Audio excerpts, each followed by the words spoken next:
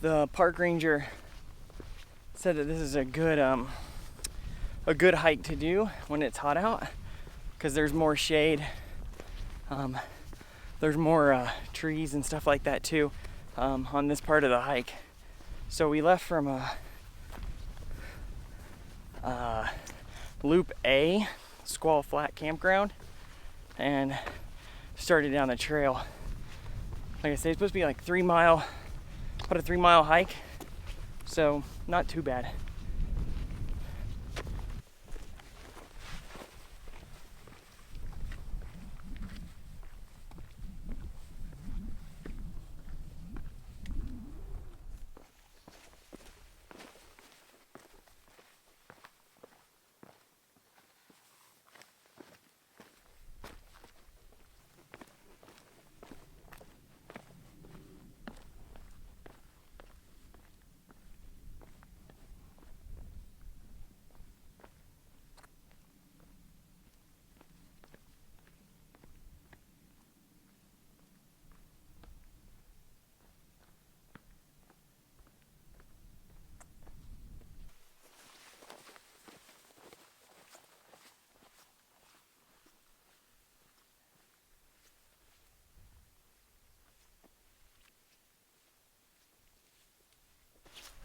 So I'm just over a mile in, about 2 miles to go, maybe just a little less to the campsite.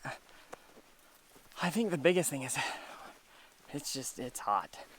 Like, it's gotta be 100 degrees. Yesterday was 104, but it's not quite midday yet.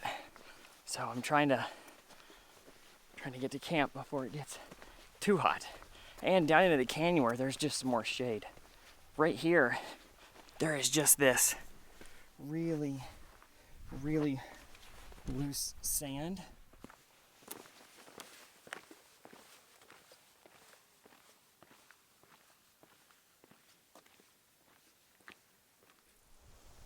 Okay, so I've made it to Squaw Canyon Campsite 1.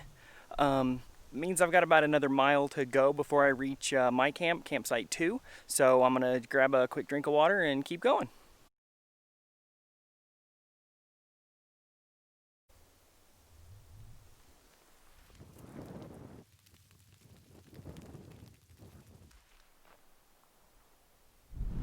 So I stopped here, just past the Squaw Camp 1.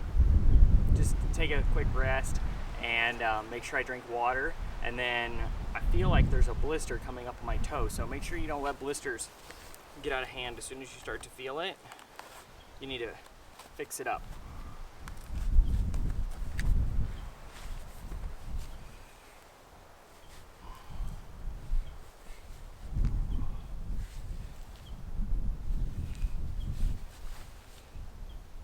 I have a small one starting right there, but if I don't take care of it now, it'll get big.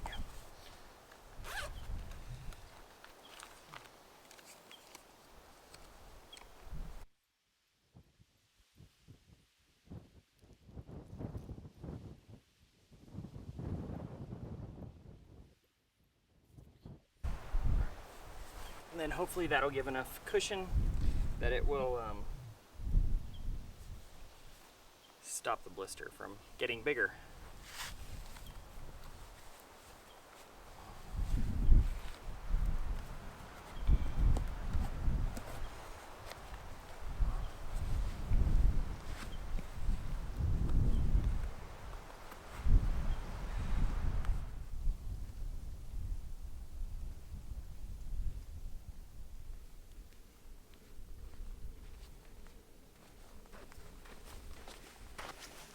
Okay, so I've made it to the fork, and I'm gonna head up that way right there, and that will take me to my campsite. It shouldn't be much farther at all.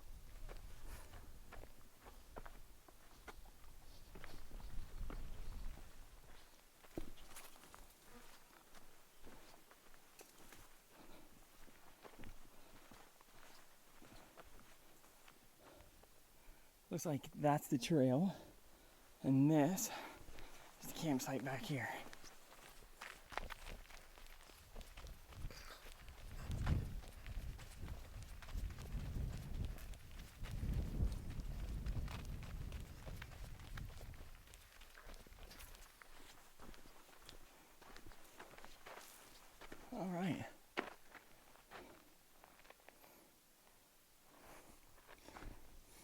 Okay, so I was thinking about setting up my camp. The thing is west is that way, so the sun's gonna set over that way. This area has some shade right now, but in a little while, it's gonna just be filled with the sun. So there's a spot over there that has shade. So I'm just gonna wait to set up my tent and actually just throw out my sleeping pad and just chill out on it for a little while until the sun kind of starts going where it's gonna go. And then I'll put up my tent later. So I spent a good part of the afternoon just hanging out here at camp. It was really hot out, so just try to stay in the shade. I set up a little spot right over here just to hang out under the shade. But I just finished putting up my tent over here. This campsite's big, it could hold quite a few people. So I put my tent up over there in the shade. See how long it stays in the shade. And I'm going to cook some food and have dinner. So I pretty much have my little camp set up right here now. Like I said, I'm gonna go ahead and make some dinner. Interesting, some things that to think about. So, funny story, when I was packing to come on this trip, I actually ended up forgetting to pack my large backpack somehow. And so I had my pack that I normally take just, you know, for the day, whatever, but it's not my big pack. So what I ended up with for this trip was this bag. You know, and to be honest, I could have gone and bought another bag somewhere, but I actually really been wanting to try to take less stuff with me. So this happened to just kind of work out, I guess. But I think it's some things to think about that are essential that you want to make sure you have with you, right? Enough water. So when you're out here in the desert, you need at least a gallon of water a day. And then you also have to take into consideration cooking. So I'm gonna start cooking, and with that, I use my jet boil, so I have camping fuel. And then my jet boil is down in here. So I like this just because, I don't know, it's what I'm used to. I've used one for quite a few years now. This one's actually brand new. The last one, the clicker had stopped working on it to light it, so I ended up getting a new one. But my first one lasts me at least probably 6-7 years, so a good long while. So the thing to keep in mind is that you need to make sure you have enough fuel. You need to make sure everything works before you bring it out. The other thing is make sure you have a good map. It's really important if you're going to be out here to have a really good map. I tend to like these. I use them on pretty much all of my trips. We're in the Needles district, obviously in Canyonlands, and so they have a specific map for that. They're topographical, and you know, I think they're just marked out. They're easy to use, but it's always good just to have a good map.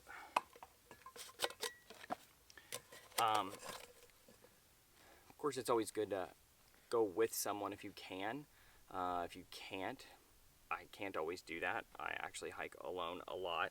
So it's good to have something, and there's lots of different versions of this. I just happen to have this one. So I have one of these,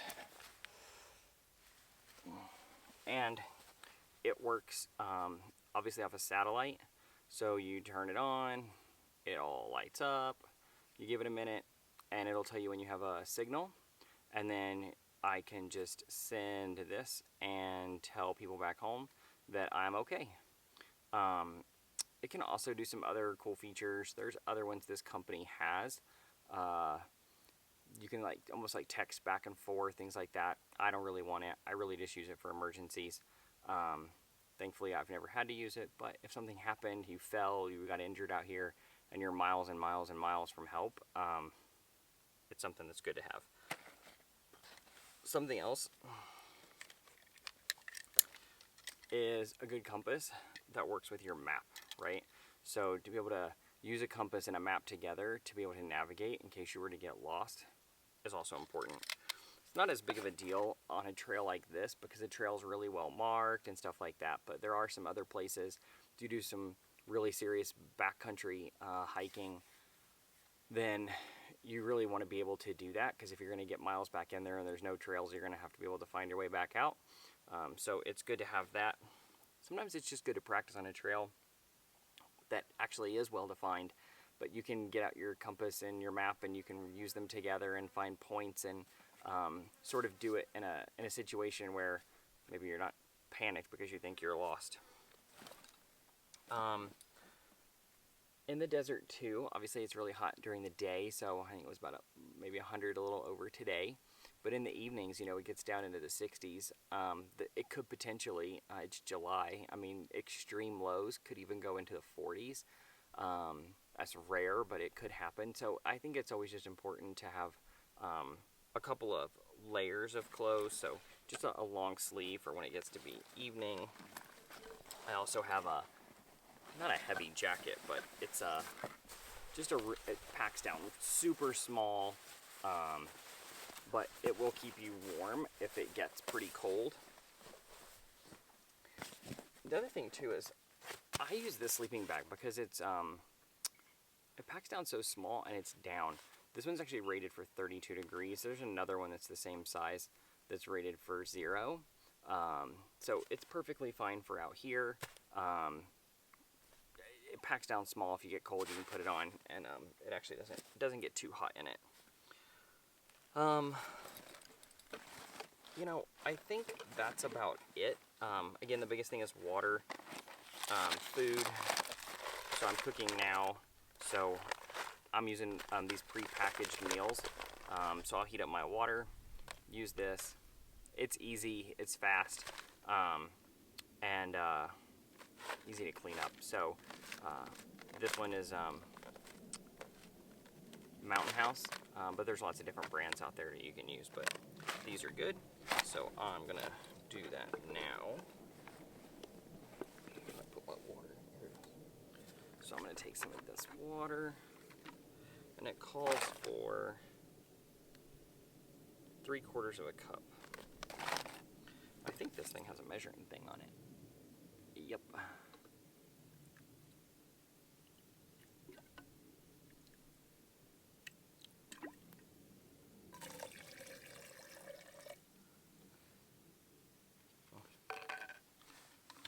Helps if you get this out of it. Okay. I'm gonna add just a tad more water. Okay. So then we'll fire this up.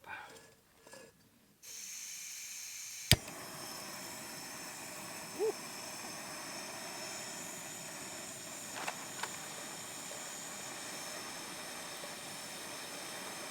Yeah, some of this is gonna boil off, so let me just add some more. You gotta add 3/4 of a cup to the package, so I'll add some more to make sure I have 3/4 of a cup.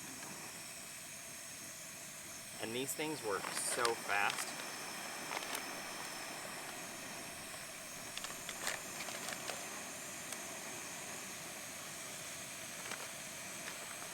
Gotta make sure you take this out.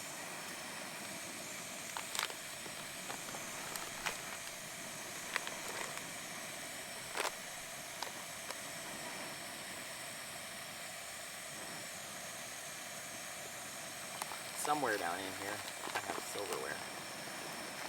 Somewhere.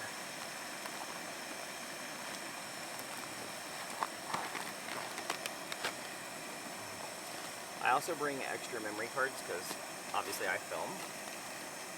Your permit, if you need it.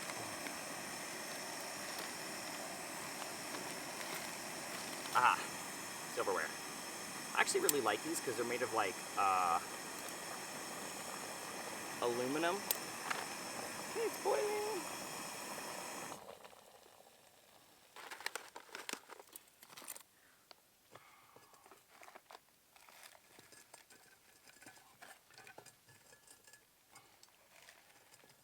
Man, that's really on there.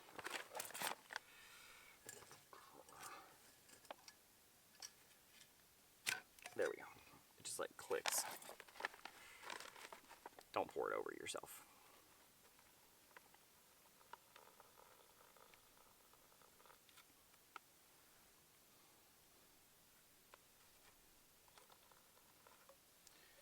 When you pour the water in here, it gets really hot. So don't burn yourself. So then you just seal it back up. Make sure it's sealed good. And I usually shake it around a little bit. Mix everything up. And then you just let it sit, and then it'll be ready in a few minutes. Flashlight too. Just in case for an emergency you had to get out or you want to get around out at night a little bit. You can either use a headlamp. On another video I have, I showed you this headlamp here. I actually really like this headlamp because it's so bright. Ordered it on Amazon. I think it's like, I don't know, $10 or $20 or something. It's really cheap. But it's like, if I remember correctly, I think it's 15,000 lumens. Maybe it's even more. But this thing lights up like crazy. So you can see plenty with this. But also, the only thing is, sometimes the batteries run out within, I'd say they start dimming. With these batteries, the ones that came with it, they start dimming after about 45 minutes to an hour. I'd say the light's probably going to be gone within 2. I did have another headlamp that has a different set of batteries that I bought aftermarket.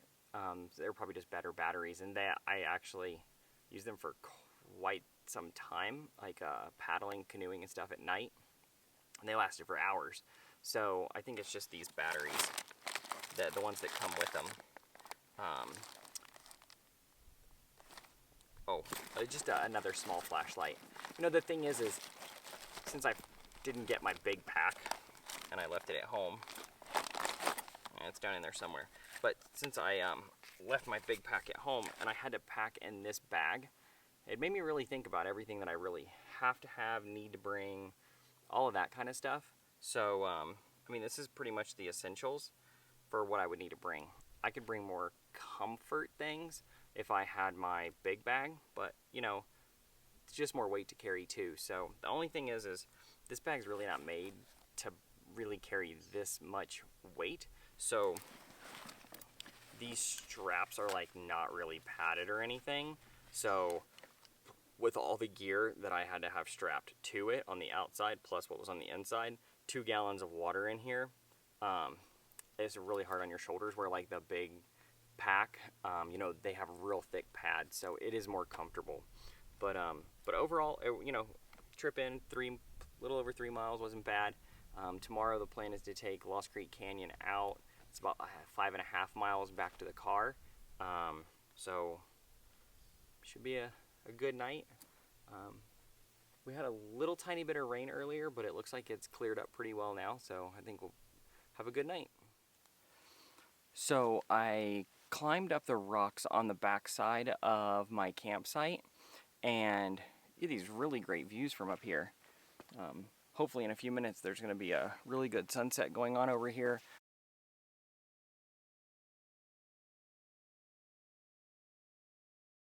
Took me maybe 10 minutes, 15 minutes tops to get up here. Definitely worth the little trip up here. You can actually see the trail that you came in on and like what way you came from. And then the trail that I'm going to go on tomorrow hooks around that way, and you can kind of see that canyon as it goes around. So it's a pretty cool glimpse from up here. So it's like 6 a.m. It's nice and cool right now. Ooh.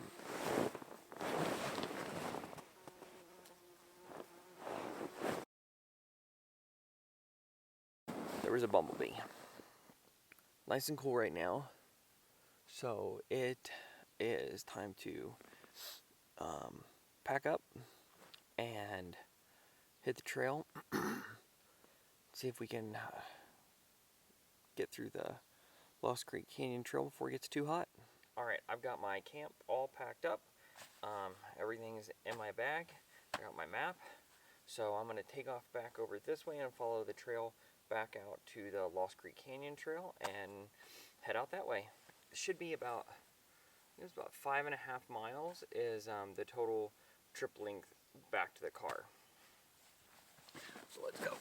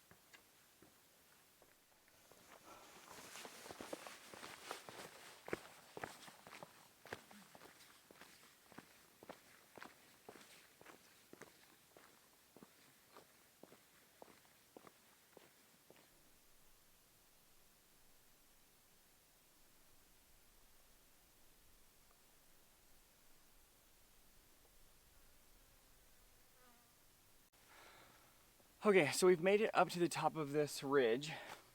So now we gotta go down the other side.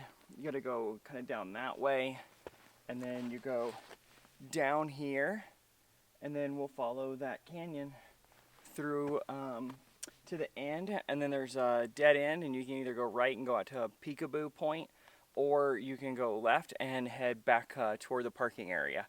So today we're gonna head back toward the parking area.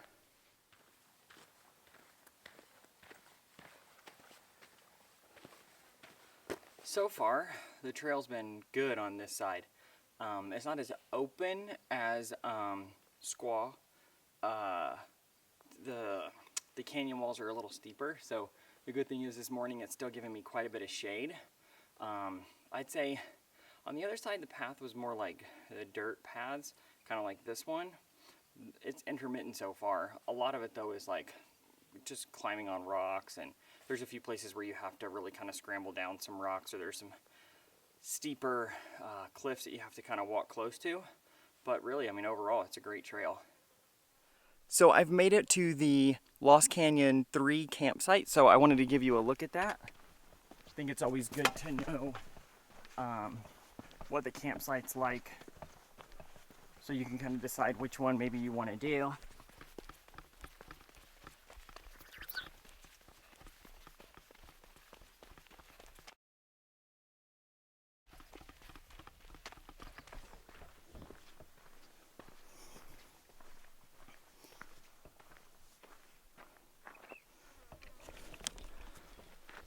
Not that my campsite was bad, but I actually would say this campsite's better. You have bigger trees, gives you way more shade. Mine had very little shade, so this would be a good option for that. But it's a nice campsite. It's really pretty amazing how the landscape has changed down here. It's more like walking through tall grass, and there's big trees. I mean, big trees. Some that are bigger than these.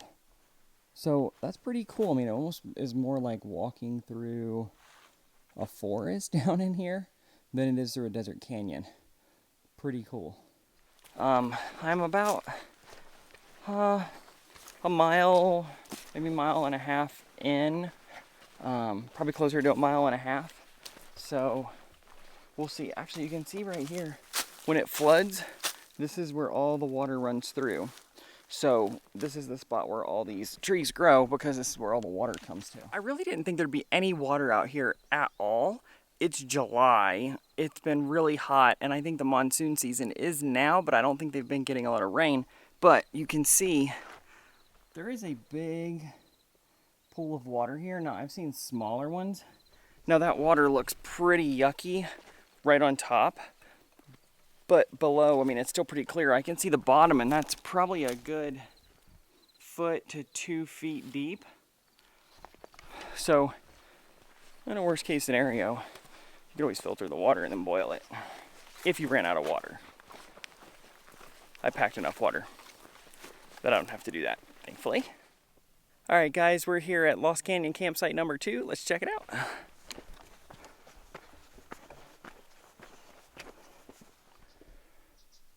Okay, so I made it to campsite number 2. This is it.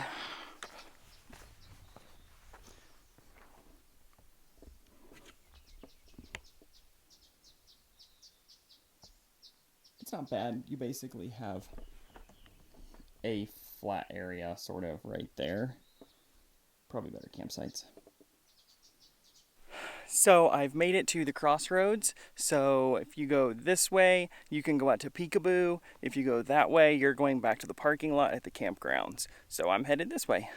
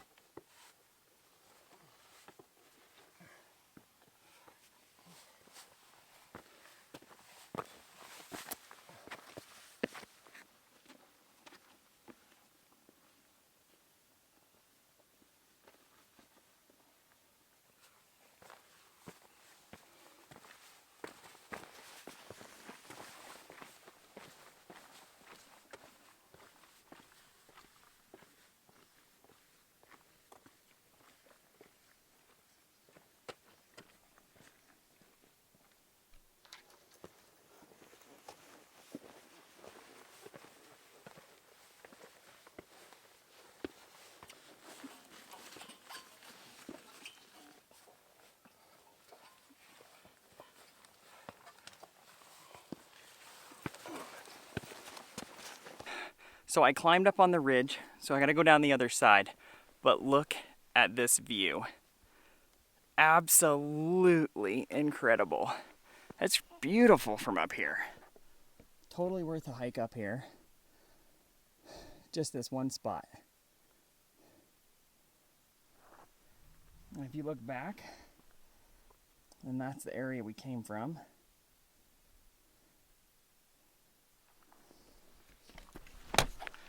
But just absolutely gorgeous up here. This has been such a really good hike. I can see the trail just over there going out that way. So then that'll take us back to the parking lot. Please subscribe to my channel and hit that like button. Now, isn't that a way to finish the trip?